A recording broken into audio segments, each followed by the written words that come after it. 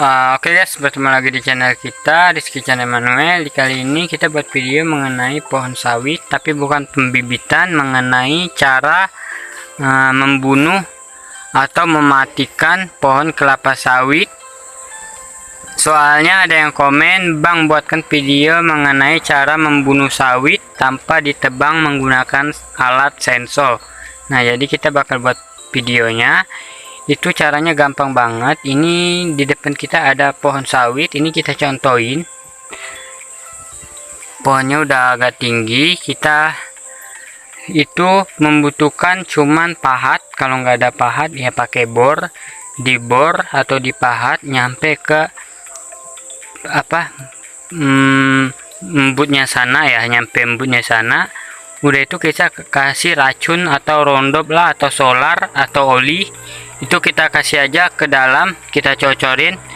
Otomatis kita tunggu selama 2 bulan dia bekerja, dan lama kelamaan pohon kelapa sawit bisa mati.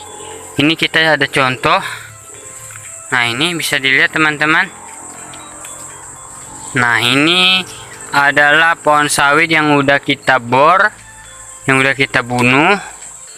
Seperti ini penampakannya. Ini udah lama juga ya, udah hampir 8 bulan ya, udah setengah tahun lebih kita bunuh.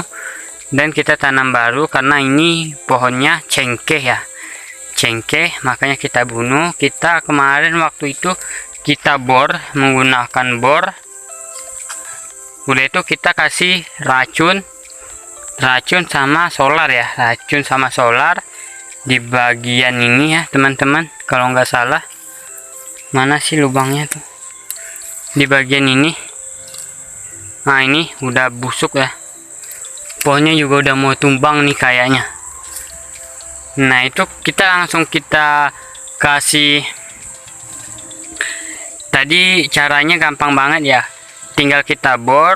Kalau kawan-kawan tidak punya alat bor atau mesin listrik untuk ngebornya, itu jangan khawatir. Tanpa menggunakan alat sensor, kita juga bisa menggunakan pahat. Memang sedikit agak susah kalau menggunakan pahat, kita harus bikin lubang secara perlahan-lahan untuk memasukkan cairan racun itu ke dalam batang tersebut.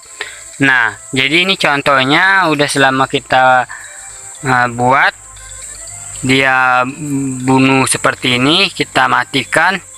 Tuh, udah udah mati ya teman-teman, pohon kelapa sawitnya udah busuk malah. Nah, jadi itu tip dari saya cara membunuh sawit. Itu yang pertama, cara membunuh sawit seperti itu, yang pertama itu hemat biaya, yang kedua hemat waktu. Kenapa gue bilang seperti itu teman-teman? Karena yang pertama hemat biaya. Itu kalau kita menggunakan alat sensor, otomatis kita menggunakan oli dan minyak ya, jadi itu agak boros. Ketika kita membunuh secara perlahan-lahan, kita menggunakan pakai bolongan bor, itu hemat. Cuman kita membutuhkan dana untuk membeli racun rondop tersebut. Yang kedua hemat waktu ya. Jadi teman-teman, kalau kita membunuh sawit dengan cara dibor, itu cuman membutuhkan paling lama 15 menit, paling cepat 10 menit. Itu pun gak nyampe kalau kita menggunakan bor ya teman-teman. Itu kalau kita menggunakan pahat, paling lama 10 menit untuk kita membuatkan bolongan itu untuk meracunkan pohon sawit tersebut ya teman-teman.